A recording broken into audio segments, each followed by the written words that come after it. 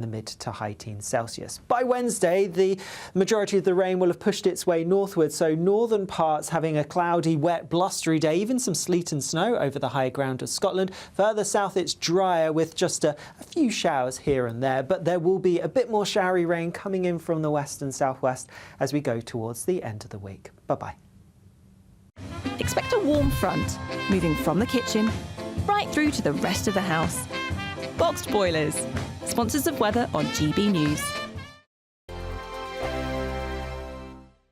Courtesy of Marquis Leisure, you could be driving away with this brand new Elnag Baron 560 motorhome. It comfortably sleeps 4, comes with sky roof, integrated kitchen and bathroom, and is worth over £67,000. And that's not all, as we'll also give you a further £5,000 in tax-free cash to make sure that wherever this motorhome takes you, it takes you there in style. For another chance to win the lot, text WIN to 63225. One entry costs £2.50 plus one standard network rate message, or text BONUS to 63225. 5 entries cost £5 plus one standard network rate message. Go to gbnews.com/win. Entries start at £2.50. Call 0903 686 3232. Calls cost £2.50 plus your network access charge. Or post your name and number to GB13 PO Box 8690 Derby DE1 9TT. UK only. Entrance must be 18 or over. Lines close at 4 p.m. on the 6th of June. Please check the closing time if listening or watching on demand. Good luck. Mornings don't have to be tiresome, especially if you have the right company. Wake up to news as it happens, opinion and debate, and of course, a little bit of entertainment too. Because when the kettle's on, we're on. That's Breakfast on GB News, a show worth waking up for. Every morning from 6 a.m. Only on the People's Channel, Britain's news channel. We'll spread the news, you spread the word. Hi, I'm Michelle Dewberry, and my show is your opportunity to cut through all the noise and dive in headfirst to some robust debates. Ideas clash. Situation, isn't it? No, because the failure is you're deliberately avoiding my point. Nothing's held back. And if you think this is the end of it, wait for more. And we do not shy away from the difficult stuff. Sometimes I want to shake people and say, if only you understood. So join me on Jubes & Co weeknights at 6 p.m, only on GB News, Britain's news channel. The royal family is an enduring symbol of tradition, unity and pride for Britain. At GB News, we celebrate what makes this country great. In our new royal newsletter series, you can join me, Cameron Walker, for Inside the Palace, an exclusive look every week that takes you beyond the gates and brings you the very latest from those at the heart of the monarchy. Never miss a royal moment again. Sign up now. Go to gbnews.com/royal newsletter and get the latest straight to your inbox. It's Patrick Christie's Tonight, and here we do things differently. It's explaining the absolute madness of this, doesn't it? It's explosive. I mean, this is very good. It's lively. 850. Your government sat there, Sean, and it did nothing. It's controversial. And the Middle East has been in turmoil since before I was born. It's everything you need to kickstart your evening. Everyone's had their Weetabix tonight. I love to see it. That's Patrick Christie's Tonight, weeknights from 9 p.m. Only on GB News, the People's Channel, Britain's news channel.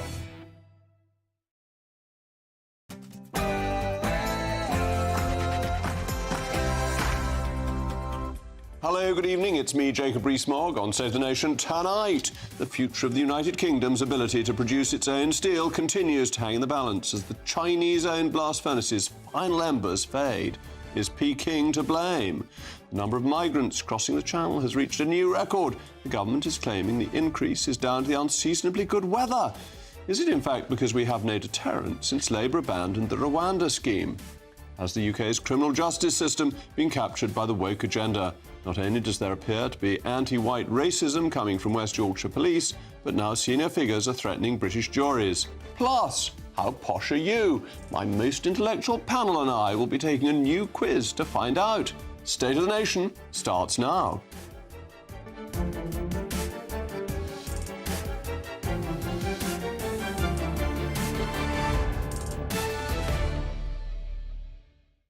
I'll also be joined by my most intellectual panel, the Telegraph columnist Tim Stanley and the former Labour MP Lloyd Russell-Moyle. As ever, I want to know your views, mailmog@gbnews.com, but now it's your favourite time of the day, the News Bulletin with Mark White.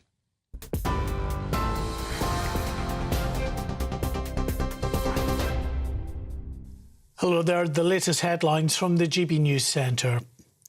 The government is confident that vital raw materials will reach the Scunthorpe Steelworks in time to keep the blast furnaces running.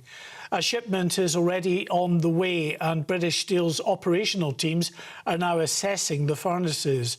Deputy Prime Minister Angela Rayner said the government was focusing on stabilising and maintaining operations at the plant. Clear that Scunthorpe was crucial to the British steel industry. That's why we took the extraordinary measures we did over the weekend, and now we're confident that we've got the raw materials and these furnaces will continue to be fired.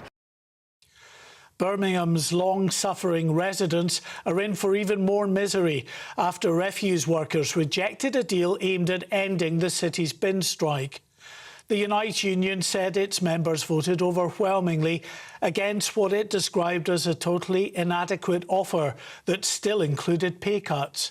Hundreds of workers have been on all-out strike for a month, leading to rubbish piling up on the streets. A very small military logistics team has been drafted in to help coordinate the clean-up. Newcastle United have confirmed head coach Eddie Howe is recovering in hospital after being diagnosed with pneumonia. Howe watched the Magpies' 4-1 win over Manchester United on Sunday from his hospital bed after being admitted on Friday. He'd been feeling unwell for several days. Newcastle have said the 47-year-old will now also miss the club's next 2 games. Volodymyr Zelensky has invited Donald Trump to Ukraine to witness the horrific impact of the war before striking any deal with Russia. He told the US broadcaster CBS that the president should come see the people, the hospitals and the children destroyed or dead. His comments came before Sunday's missile strike on the city of Sumy, now Ukraine's deadliest civilian attack this year, killing 34 people. MPs have found police were dangerously unprepared for the scale of violence after the murder of 3 children in Southport last summer. The Home Affairs Committee said the response from officers during the nationwide riots was brave and professional, but forces had failed to anticipate the level of unrest. However, the report found no evidence of 2-tier policing and praised officers who face violent disorder.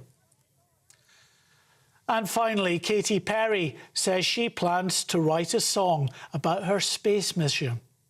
The pop star's Blue Origin rocket blasted off from West Texas earlier on its first ever all-female mission. The singer joined 5 other women, including a former NASA scientist and civil rights activist, for the 11-minute suborbital flight. A short time later, the capsule landed back in the Texas desert by parachute. And that's it. You're right up to date with the latest headlines. We'll have more for you later. For the very latest GB News direct to your smartphone, sign up to News Alerts by scanning the QR code or go to gbnews.com/alerts.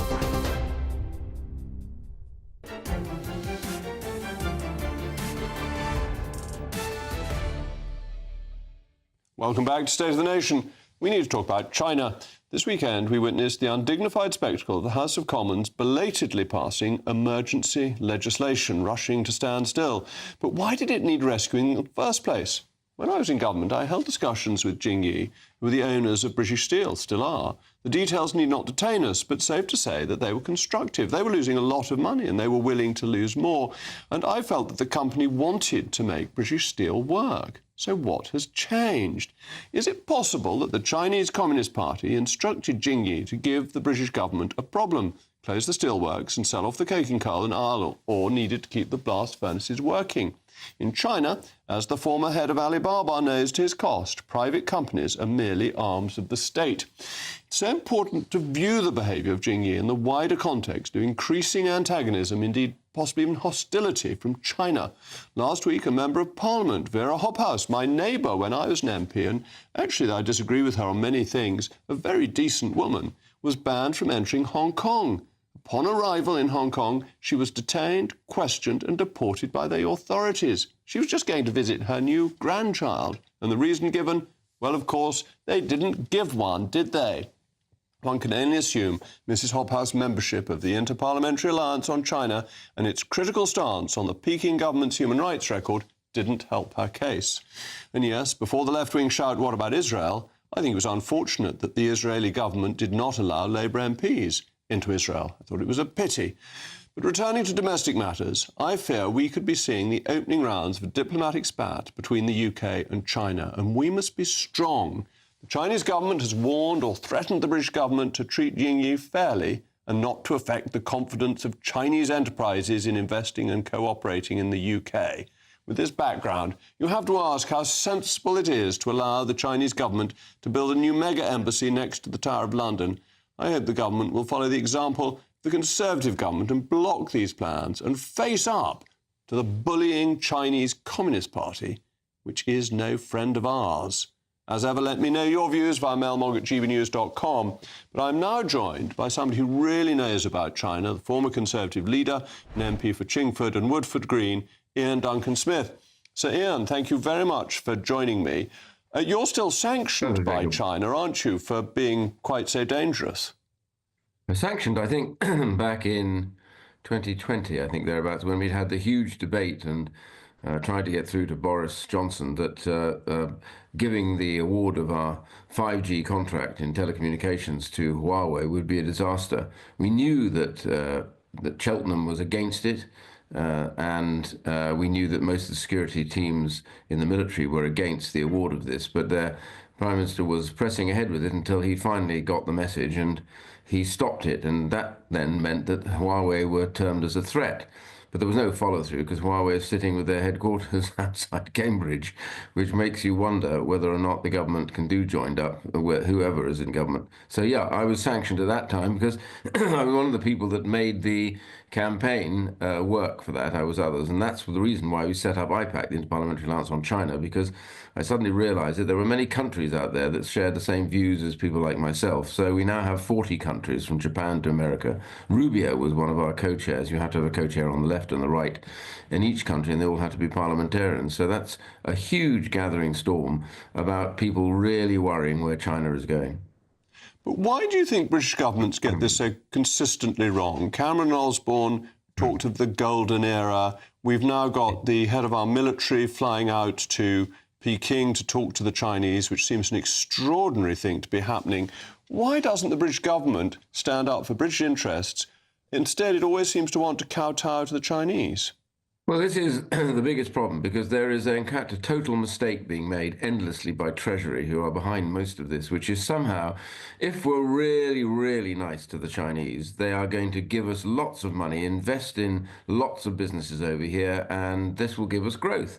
The last Conservative government started out like that, but by the end they decided that China was a threat and they were going to put them in the upper tier of the Foreign Influence Registration Scheme, which would have then defined them as a threat, changed everything in terms of their investments. They didn't get there done, I wish they had done, but now the present government has gone back to George Osborne's golden era. And when you look at the figures, what happened actually during that period, we opened all of our markets and borders to them. China dumped on us just about every product that you could imagine that they had too much of. Cars was one of them. Certainly electric cars was the beginning of those things that they were making in those days. Loads and loads of things that they were doing, steel as well. And what we got in return was very poor. It was only in the areas that they were really interested in getting their hands on, and that was really nuclear. We actually managed to get 2 of their investments out. There's still 1 remaining at Hinkley C, which should be taken out. And if they were in the upper tier of FIRS, then what we'd be able to say is, I'm sorry, you're not allowed to hold investments in what we call strategic industries. And those industries now should be defined by the government. If we're heading for a defence expenditure uplift and to recognise that there is now a growing threat against Western democracy, then the answer has to be that we need to find what our strategic industries are. We've got to bring industry back. And that means investing in it, but not having threats invest in it at the same time. And what impact, effect, do you think the Chinese government had on what's been going on with British Steel? Do you think that they were instructing Jingyi not to keep the blast furnaces going in the interests of Chinese steel production? Well, let's be very clear. China, there is no such thing as a private company in China. I mean, we talk, the government talks about Jingji as being a private company. It's not. It's actually part of what's called the Hebei conglomerate. And the Hebei conglomerate is literally hands linked with the Communist Party in China. That goes for everything, whether it's ByteDance, it doesn't matter. They are private in the West, but state-controlled in China.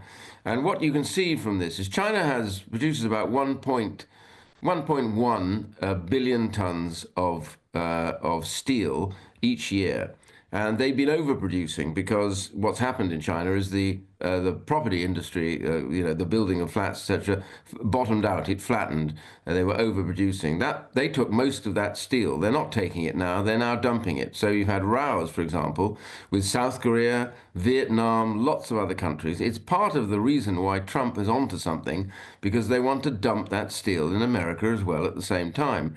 So you can agree or not agree about the idea of tariffs, but he is right that what they're doing is manipulating their currency. They trash the WTO rules about no state subsidy in industry, and they dump, which is also against the rules. And the key thing is, if you look at what was going on in the factory at the same time, rather the factory that burned at the same time, what you'll see is that if we don't keep the burners going, then that means we won't produce high-grade steel any longer.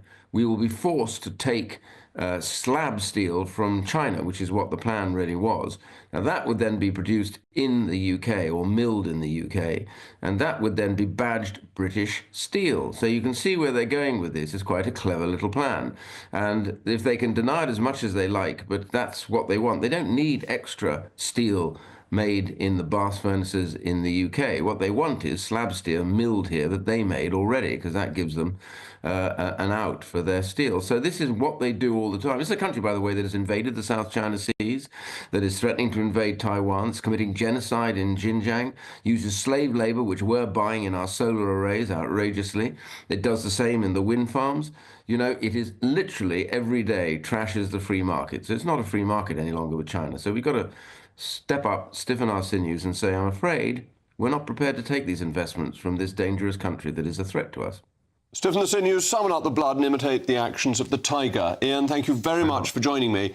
I'm now delighted to be joined by the former Business Department Advisor and former Labour MP for Barrow-in-Furness, Lord Walney. Thank you very much for joining me. We have to treat China as a strategic threat, don't we? That the golden era and all of that is so far in the past. I think in many areas that is effectively right, and I've been encouraged by what Jonathan Reynolds, the Business Secretary, has said over the weekend, that frankly it was a mistake to have allowed Jingye Steel to take over British Steel and the Scunthorpe plant, and that actually having a Chinese firm, which, as you say, is effectively going to have a direct line to the Chinese Communist Party, allowing such a company to manage and run key strategic national assets is not in the interest of the United Kingdom as we move into what is unquestionably going to be a more contested decade, or potentially many decades, with the rise of China. And so how do you think we should approach China? Because they're going to be very powerful, they're a major force, but they're a major but unsympathetic force. What's the right approach for the government to take? And do you think at the moment it's getting it right, particularly with the senior military visit that took place just recently? Well, no matter what the Chinese say publicly, I mean, I think you have to assume that they will ultimately respect and understand a nation that draws clear lines around strategic national assets and its national security, and says what can be done and what can't, because that is indeed what it has done for many years. And ultimately, nations respect strength and determination. They don't respect and they exploit weakness. Now, that does not preclude a a commercial relationship with China. Indeed, it would be a nonsense for any country, any government, to say that it was going to batten down the hatches completely. China is an enormous economy. It has a huge amount to offer every nation as it grows. But we have to be clear on what areas are out of bounds. And I think in recent years, the line hasn't been drawn correctly with British Steel and probably with civil nuclear power involvement as well. Well, we've certainly tightened the law up because there is the ability, when new businesses are seeking investment, to stop investment coming if it's seen to be a risk. But it's basically looking at some of the old investments that are in place and some of the older decisions that were taken. But it does also seem as if governments, whether Conservative or Labour, don't show strength to the Chinese government. They always give in to the bully. And this seems to me to be a mistake because I think, as you said, China actually respects strength rather than weakness. And I was interested in what Sir Duncan Smith was saying before about Huawei and the negotiations leading up to that. And I'm interested in your perspective, if you can give it, of whether you recall if there were discussions within Cabinet about GBNews Steel buying out taking over British Steel back under when Boris Johnson was Prime Minister, because if I remember rightly, you'd probably have been leader of the House back then. Presumably, there were China skeptics around that cabinet table. You would probably have counted yourself as one of them, and it's interesting as to how much that was actually played out or whether it went through quietly. It went through quietly. My main dealings with GBNews were when I was Bay's secretary, at which point we desperately wanted their money to keep it going, but were hammering them over the head with our crazy green policies was the sort of other side of the problem. Thank you so much for joining me. It's very nice to see you, albeit virtually. So thank you both to Lord Walney and to Ian Duncan Smith. In a moment, over 650 illegal migrants crossed the Channel this weekend. Is the Prime Minister's smash the boats gangs policy fictional?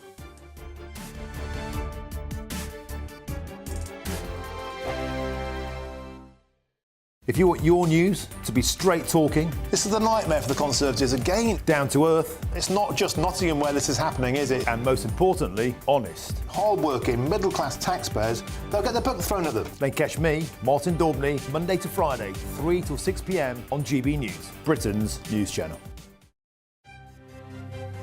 GB News Breakfast, every day from 6 a.m. Now, I'm a bit irritated today. So there's two secret files that have been released, one on Prince Harry and his visa claim and getting citizenship in the USA. And what do we learn from it? Nothing. Nothing, because it's all redacted. And then the biggest one of all, history. So Donald Trump says, yes, we can see the JFK files. We have nothing to hide there, whatever. It's all redacted. There's nothing. We don't learn anything new from this. Now, you've studied, you've been like me, you've been fascinated like this since you were a kid. Yeah, I have. I mean, let's be honest, is there likely to be files somewhere that's actually saying Grassy Knoll and Magic Bullet? Giving you the truth. And that it was the mafia and that it was to do with J. Edgar Hoover or anything else? I don't believe all that stuff anyway. I honestly don't. Well, how do you explain that it wasn't JFK's brain that was in the post-mortem? It was a different brain. His brain was substituted. You know what? That's the first I've heard of that. Well, you see, I thought it was a different brain. How did they know? How do they know it wasn't his brain? Well, they may have known what his brain was like. Well, the doctor in Dallas who was there to do the post-mortem because it was his area. Yes. Wasn't allowed to do the post-mortem. That's right, because they wanted to fly him back to Washington, right? CIA or the FBI, whatever, took the body away. Right. And they had time to do whatever they wanted, and doctor anything the way they wanted. But, I mean, and there definitely were two shooters. There were two shooters involved in this. I don't believe that. Because of the magic bullet. No, the puff of smoke from the grassy knoll. Maybe I'm being extremely naive, that's how but for everything that I've seen, everything I've read, I think that Lee Harvey Oswald, how about this, actually did it. What? And did it alone. GB News, the People's Channel.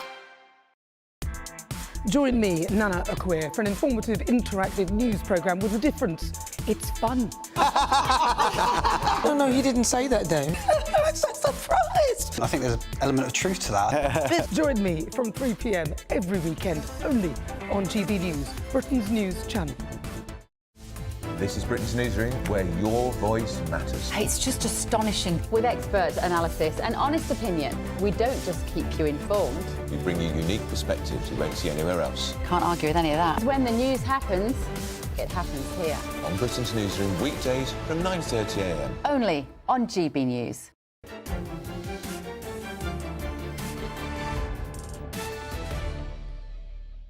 Well, welcome back. I'm still Jacob Rees-Mogg, and we've been talking about China, and the mail Moggs have come in. Richard says, placing the Chinese embassy on top of some of London's most important communication infrastructure is a threat to national security. Why would anyone in government think it was a good idea? Rather like Chagos, we're left wondering, is it corruption or just plain stupidity? And Mike says, by ignoring human rights, employing slave labour and ignoring net zero, China has captured the majority of world trade. It's been obvious to most people for a long time that its infiltration of the steel industry had an underlying motive. The politicians did not, apparently, notice. Donald Trump has basically stopped illegal border crossings, so why can't we do the same? This weekend alone, more than 650 migrants arrived on our shores, rendering Secur's solemn promise to smash the gangs little more than blustery rhetoric drifting on the sea breeze. With the Rwanda plan scrapped and nothing but pious platitudes in its place, seems the government's only real deterrent is rain. The question must now be asked, how many more crossings will it take before Labour realises that controlling our borders is not optional, it's a duty? Well, my panel is with me, the Telegraph columnist Tim Stanley, the former Labour MP Lloyd Russell Moyle. Now, Tim, the last time we discussed this, you were all in favour of us letting in lots of asylum seekers and not taking as robust a view as I take on it. Some asylum seekers, but yeah. The government isn't being serious, is it? It said it's going to smash the gangs, and we're getting record numbers, and the best they can do is blame the weather. The problem is, if you step back from this, Labour's whole approach was the Conservatives are not running the system well. Let us have a go at running the system better. They have made some changes, to be fair, but broadly speaking, they're keeping the consensus as it is, and rather than introducing something like the Rwanda plan, which is a deterrent, they're trying to see if they can just make processing faster, sending people back faster. But without the element of some sort of deterrent, people are going to continue to come.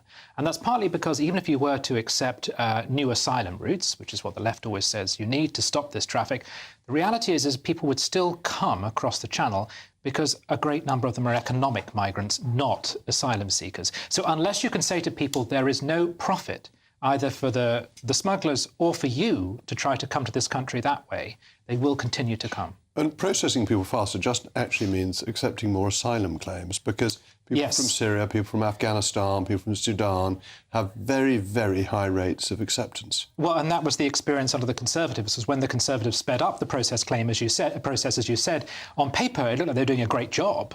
But the way they were able to do it was to say, stamp yes to everyone, almost everyone that went through the system.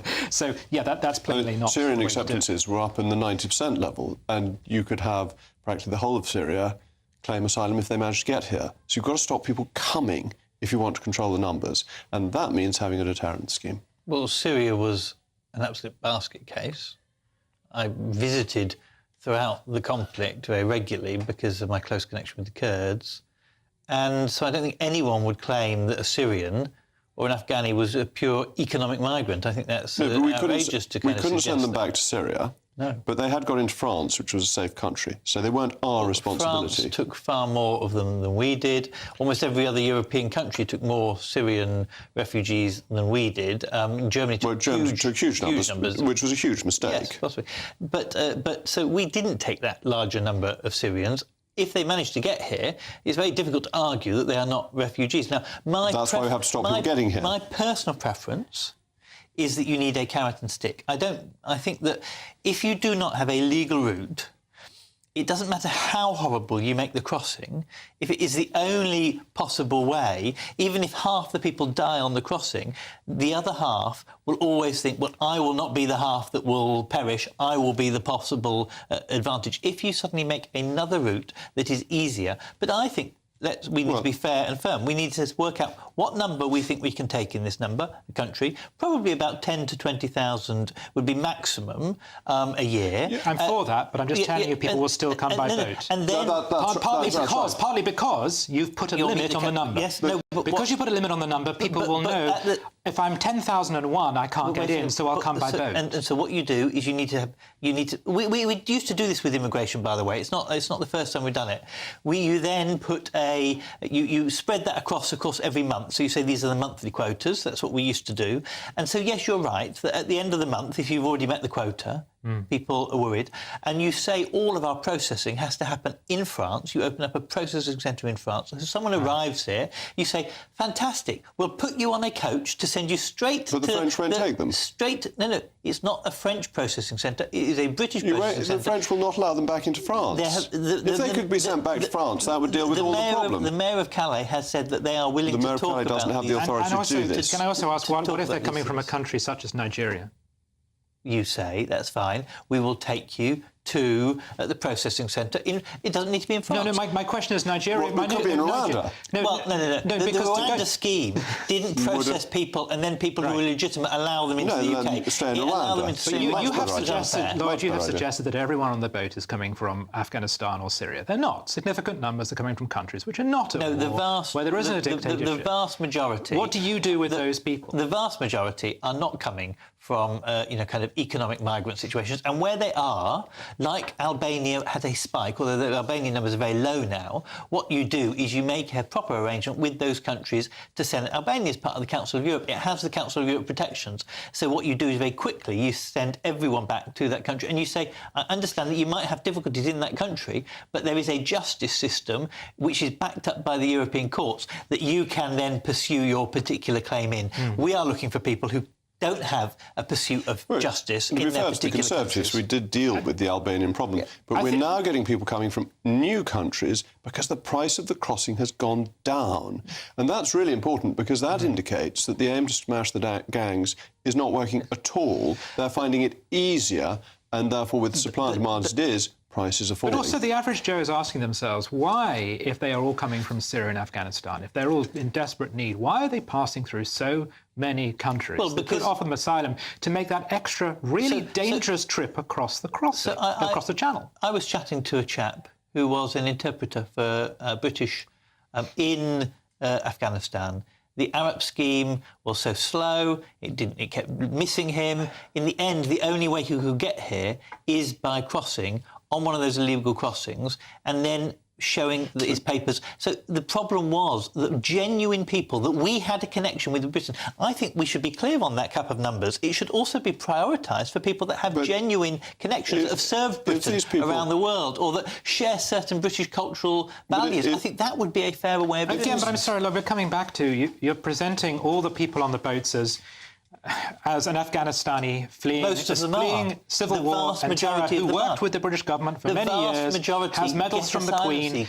Get asylum but status. Syria, what connection does Britain have with Syria that means that someone would pass through France and come to Britain? So what you can't get around, the vast majority did is the question of legality. The vast it is illegal to enter the country that way. No, that's the key thing to most people. It's illegal to enter the country under false pretences, under any way, by boats, by we plane, made it illegal to come. But you're crossing a border without permission. Yes, it is illegal to come to this country without proper pre-clearance. Right. Yeah? And so that means... So it's an illegal crossing. Yes, it's illegal crossing, so you ought to go. We've got to get back, and we've got to move on. But thanks to my panel, we need to get down to zero. That's the answer. In a moment, trial by one's peers is the core of our justice system. But could it be under threat? I'll be joined by leading legal commentator Joshua Rosenberg. Thank you both very much.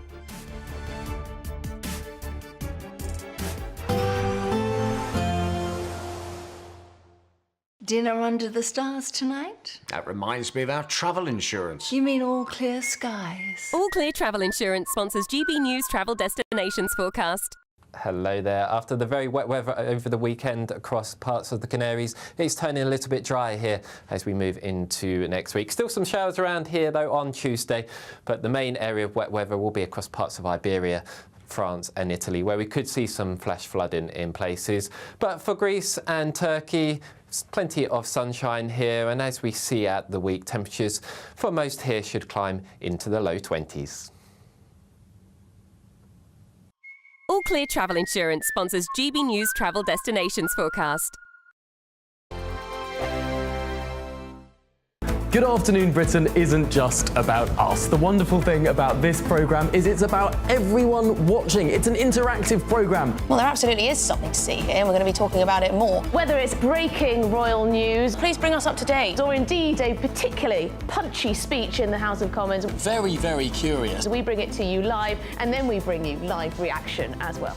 That's Good Afternoon Britain, weekdays from midday. Only on GB News, the People's Channel, Britain's news channel. The royal family is an enduring symbol of tradition, unity and pride for Britain. At GB News, we celebrate what makes this country great. In our new royal newsletter series, you can join me, Cameron Walker, for Inside the Palace, an exclusive look every week that takes you beyond the gates and brings you the very latest from those at the heart of the monarchy. Never miss a royal moment again. Sign up now. Go to gbnews.com/royal newsletter and get the latest straight to your inbox. Westminster, the ultimate clique. And you're fighting like rats in a sack. But here on the Camilla Tominey Show, we ask the questions the establishment media is too scared to ask. OK, let me ask you a straight question, because I know you're a straight-talking politician. Whether it's net zero, illegal immigration or law and order, nothing is off limits. You had the power then. Yeah, as I and say, now you've lost it. That's the Camilla Tominey Show, a politics show that's fearless. But no, let me finish my question if you don't mind, because it is my show. Sundays at 9:30, only on GB News, the People's Channel, Britain's news channel. Hi, I'm Michelle Dewberry, and my show is your opportunity to cut through all the noise and dive in headfirst to some robust debates. Ideas clash. Situation, isn't it? Because the failure is... You're deliberately avoiding my point. Nothing's held back. And if you think this is the end of it, wait for more. And we do not shy away from the difficult stuff. Sometimes I want to shake people and say, if only you understood. So join me on Jubes and Kerr weeknights at 6 p.m, only on GB News, Britain's news channel. In the GB Newsroom, we bring you the news as it happens. With our team of dedicated journalists across the UK, we're ready to keep you up to date with what's happening every half an hour, every single day. Bulletins here on GB News, the People's Channel, Britain's news channel. It's Patrick Christie's Tonight, and here we do things differently. It's explaining the absolute madness of this, doesn't it? It's explosive. I mean, this is very good. It's lively. 850. Your government sat there, Sean, and it did nothing. It's controversial. And the Middle East has been in turmoil since before I was born. It's everything you need to kickstart your evening. Everyone's had their Weetabix tonight. I love to see it. That's Patrick Christie's Tonight, weeknights from 9 p.m. Only on GB News, the People's Channel, Britain's news channel.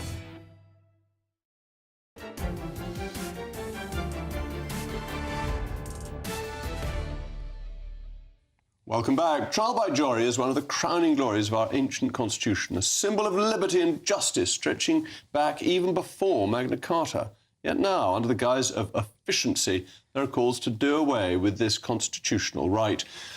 We're told it's up to speed up justice, but at what cost to justice itself? And if that weren't troubling enough, police forces are now being marked not on how well they uphold the law, but on how well they engineer their diversity statistics. Are the pillars of British justice beginning to crack? Well, I'm joined now by one of the greatest legal brains in the country, Joshua Rosenberg. Joshua, thank you once again for joining me. I love having you on the programme. It seems to me that the argument for cutting juries is that there's no money for the criminal justice system, whilst at the same time the police seem to be infected with endless diversity officers who are wasting money and not dealing with crime. If we just spent the money properly, couldn't we maintain the ancient right to trial by jury? I don't think so, but let's take this in stages. Let's start with trial by jury. You'd agree with me that we can't try every case by jury. 90% or so are tried by magistrates, either by lay people or by district judges in the magistrates' court. And nobody's suggesting that doesn't work. There are some cases that can be tried either in the magistrates' court or in the Crown Court by a jury. And the question is, who should decide whether those either-way cases should be tried by magistrates or by a judge and jury? At the moment, in these either-way cases, the defendant can decide, and what seems to be coming down the line is the suggestion that that no, the defendant doesn't have the choice. It's up to the authorities. If it's an honest person, somebody with no convictions, charged with a minor theft that might be the end of their career, well, they might well be tried by a judge and jury. If it's somebody who's been convicted many times before, well, they're going to be tried by the magistrates. That's the sort of thing that's under consideration. Joshua, in what you've just said, haven't you blown apart the principle of innocent until proved guilty on the individual case? Because you're saying you give somebody the better protection if previously they've been innocent. Previously, they may just have been better at not getting caught, and the person who's being tried, who's come up before the beak before, may simply be the dog that's been given a bad name. And this just undermines the principle of equality before the law, regardless of what you've done beforehand, and being tried on each individual case. This is just one idea that's floating around, but what is widely accepted by many people in the criminal justice system is that if you have relatively minor cases being tried by a judge and jury, a theft of a Mars bar is the classic example, then serious cases, rapes, for example, serious assaults, even murders are going to take longer to come to trial. You have to prioritise, and the suggestion is that we simply cannot justify making people wait 3 or 4 years to give evidence. The reason that people choose trial by jury is they hope that the witnesses will simply fall away, drop out, go abroad, lose interest, and these people will be acquitted. But if only people were tried for stealing a Mars bar, that we discover that nobody gets arrested for shoplifting, that people, the Sun has been running stories on this, just wander into Greggs all over the country and walk out with whatever they feel like, and that it's a problem with prosecuting an awful lot of people who are criminals that just get ignored, not because of the criminal justice system, because the police are wasting time painting their fingernails and stuff like that.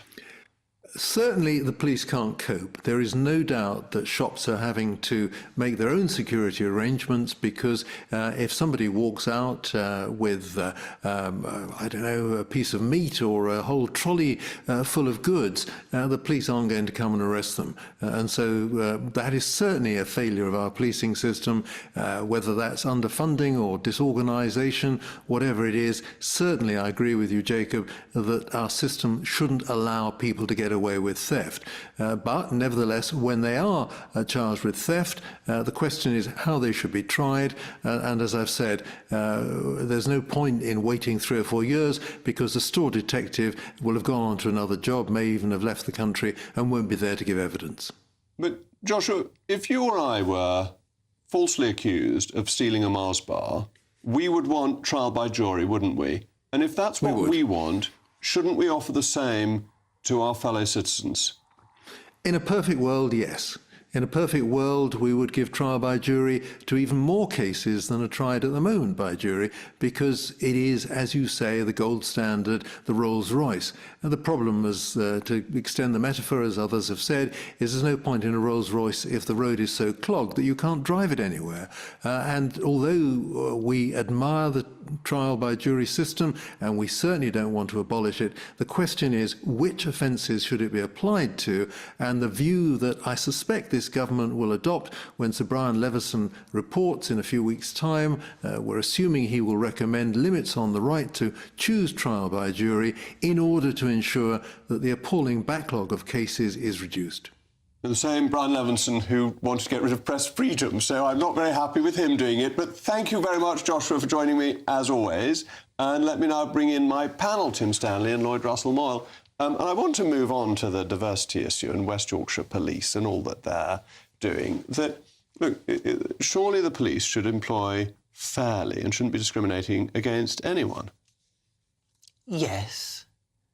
I think it is strange to pause recruitment, and I suspect, just like the RAF was found to be in breach of the Equalities Act a few months ago, if West Yorkshire Police do pause it for whites, as the headline says, one always has to be a bit sceptical about what the headline of these things are, then I suspect that will be found in breach of the Equalities Act. people sometimes have taken what they think is American equality and diversity and imposed it here, and it is against our laws. And quite rightly, the Equalities Act will correct it when it comes through. But I do agree the fact that you should be doing training around equality and diversity for all people to ensure that they don't have biases, and they do treat everyone equally that they deal with. But these police forces employ all these diversity and equality officers. I don't think they employ that many, but they employ quite a few. some, yes. And then they get it all wrong and discriminate against white men. Well, yes, if that is what they are So they suggesting... should fire their diversity people, not just because they shouldn't have them in the first place, in my view, but from your point of view, because they're not even competent. If they're found to have got it wrong, people should lose their jobs over it.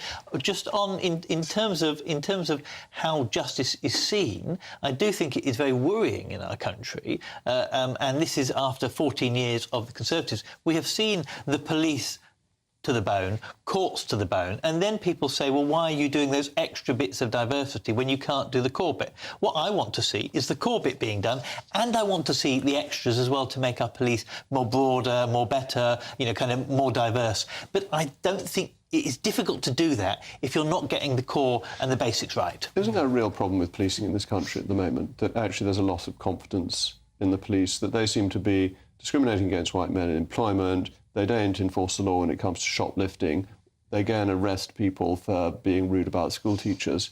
Yeah. What are they doing? Well, white people and middle-class people have discovered what minorities have known for decades, which is you can't trust the coppers, right? Now, we know that there are pressures on the police. But I want to. I mean, it's just... Well, it'd be nice to. It's good to be sceptical. You can't trust the authority in any country, because authority and power goes to people's heads. Well, OK, the police are always a wing of the state, and the state is being captured by Liberals, so therefore it's imposing liberal ideology with a truncheon. It's as simple as that. Not quite. But look, the policing is in difficulty because of funding cuts, and difficulty because of the changing nature of crime. So much of it now requires a policeman to sit at a computer, because it's things like fraud. But whenever you see the police fretting about things like diversity or pride marches, it really annoys one, because you know that if you are under such pressure, then a single minute you give to this rubbish is a minute you're not spending doing your core Arresting job. shoplifters. And that's what we actually want to see you do. Also, given that many forms of reverse discrimination are just discrimination, and they betray very often themselves a racist or a sexist attitude, the last group of people in your society you want to be indoctrinating themselves in discrimination is your police force, because we thought justice was supposed to be blind. Justice is supposed to be blind, which comes back to jury trials. And as a pressman, do you really like the idea of Leveson deciding this, who wanted really to put every possible control on our newspapers? No, I wouldn't at all. I mean, I take the point about resources, and you want to get justice. Justice has to be swift as well as being fair and seen to be done. But one of the triggers of the American Revolution was Britain's attempt to restrict access to trial by jury, and it irritated Americans enough to... Let's be clear, however. If you steal a Mars bar in this country, you are not entitled, at the moment, by trial by jury. You are not entitled by trial by jury if the potential sentence, is less than 6 months. Stealing a Mars bar would never be that. And you won't get arrested for it anyway, because the police aren't doing anything. Anyway, we've had a spokesman, our spokesman from the West Yorkshire Rozzers, who has said, in West Yorkshire Police, we are committed to improving equality, diversity and inclusion within the organisation and strive to be more representative of the communities we serve. Positive action allows people from underrepresented groups who express an interest in joining the force to complete an application, which is then held on file until a recruitment window is opened. No interviews are held until the window is officially open to all candidates. Enabling people from underrepresented groups to apply early does not give them an advantage in the application process.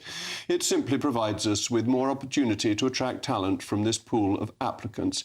May I congratulate Yorkshire on its extraordinary victory over Worcestershire, the highest number of runs in county championship history. Thank you to my panel and Joshua Rosenberg. In a moment, who is posher? Lloyd Russell Moyle or me? We'll find out imminently.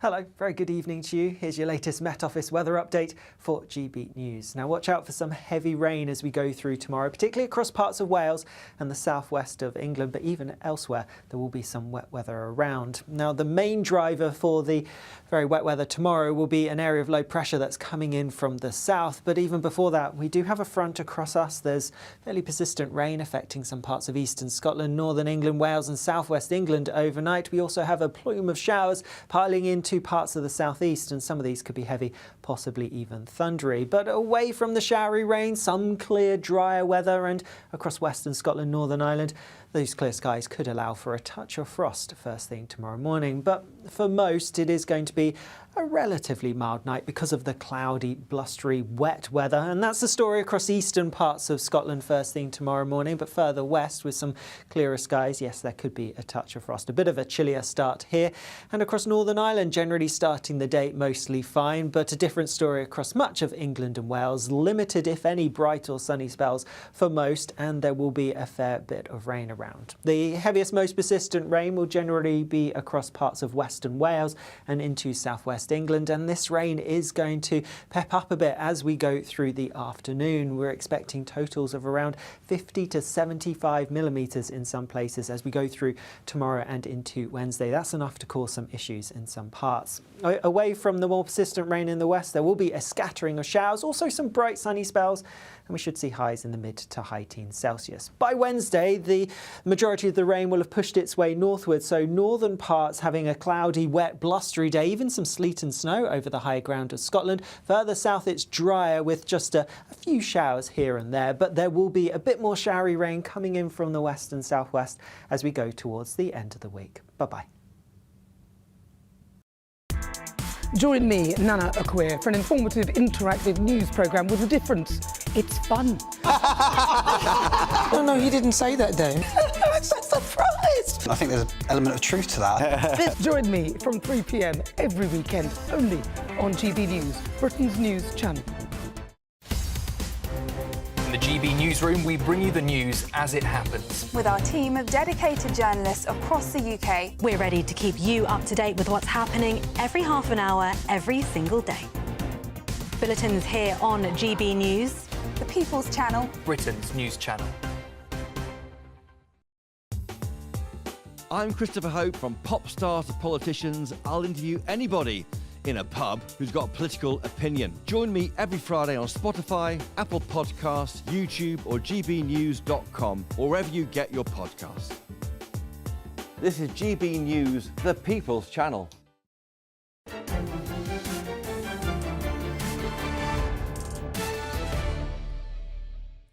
The Telegraph's most esteemed columnist, Sophia Money-Coutts, has devised a genius quiz to ascertain how posh you are.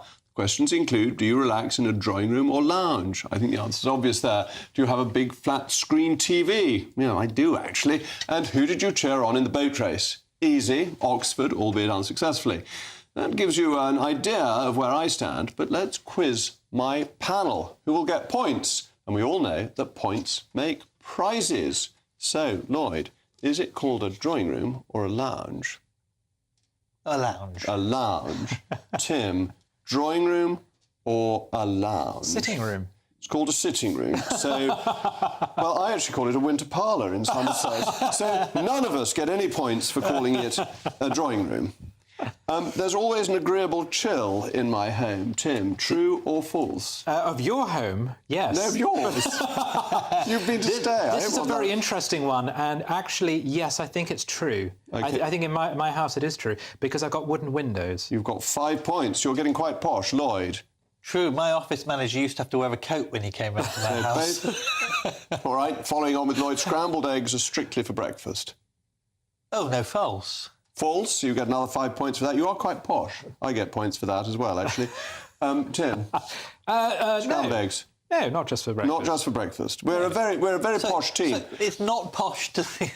All right. I don't have a downstairs loo, Lloyd. Well, I don't at the moment because it's under refurbishment. But under normal circumstances. Under normal circumstances, yes. All right. So that gets you no points on that one.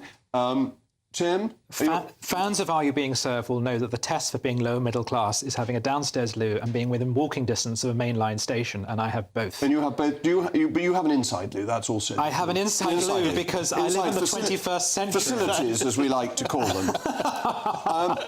Now, who has a flat-screen telly? Unfortunately, I do, but I detest it. I feel the same. There's really no choice anymore if you have to buy a new one. All lose 5 points on that. And who are you rooting for in this weekend's boat race, if anyone? No one. No one. So you don't get any points for that. I get 5 points. I was a bit late to watch it, though, Tim. Well, this is the ultimate test of class, is to have someone who you should root for, but you're too classy to do it. But yeah, OK, Cambridge, whatever. So you're on the winning side. Cambridge. I hated Cambridge, but yes. But you nonetheless Nonetheless, I suppose I wanted to win. Yes. I think the answer is actually that we'll reassure all our viewers that we're an extraordinarily posh lot.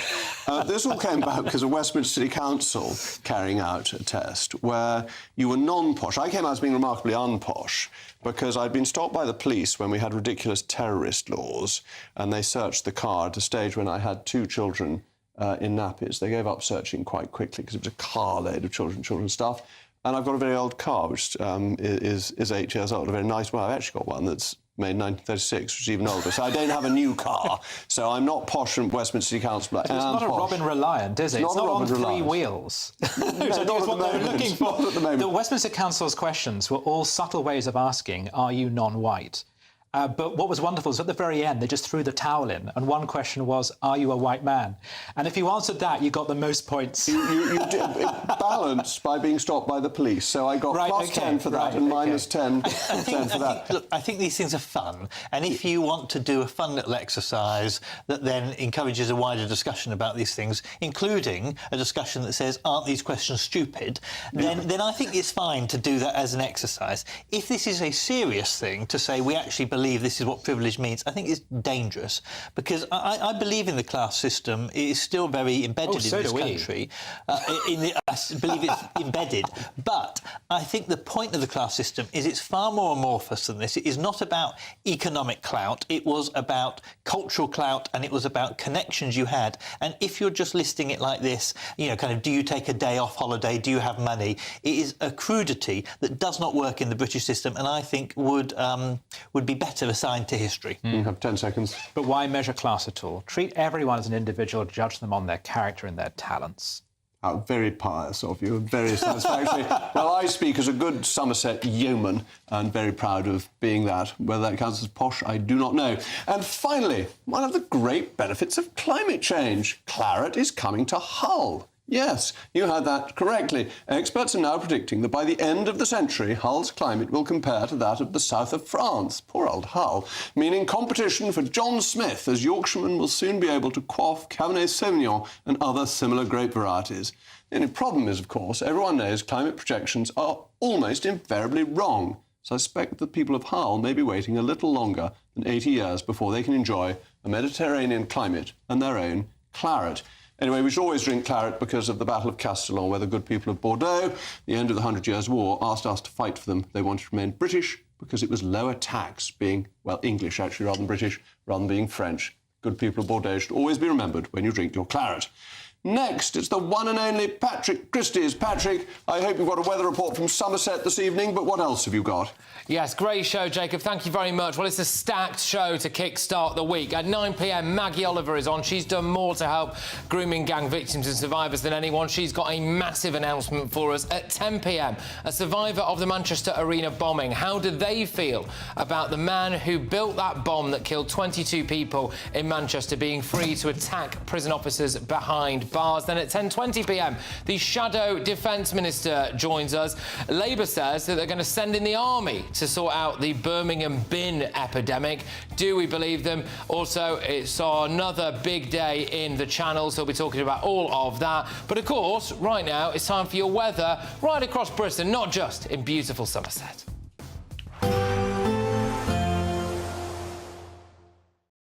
Expect a warm front, moving from the kitchen right through to the rest of the house.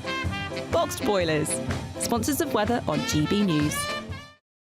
Hello, very good evening to you. Here's your latest Met Office weather update for GB News. Now watch out for some heavy rain as we go through tomorrow, particularly across parts of Wales and the southwest of England, but even elsewhere there will be some wet weather around. Now the main driver for the very wet weather tomorrow will be an area of low pressure that's coming in from the south, but even before that we do have a front across us. There's fairly persistent rain affecting some parts of eastern Scotland, northern England, Wales and southwest England overnight. We also have a plume of showers piling into to parts of the southeast, and some of these could be heavy, possibly even thundery. But away from the showery rain, some clear, drier weather, and across western Scotland, Northern Ireland, those clear skies could allow for a touch of frost first thing tomorrow morning. But for most, it is going to be a relatively mild night because of the cloudy, blustery, wet weather. And that's the story across eastern parts of Scotland first thing tomorrow morning. But further west, with some clearer skies, yes, there could be a touch of frost. A bit of a chillier start here.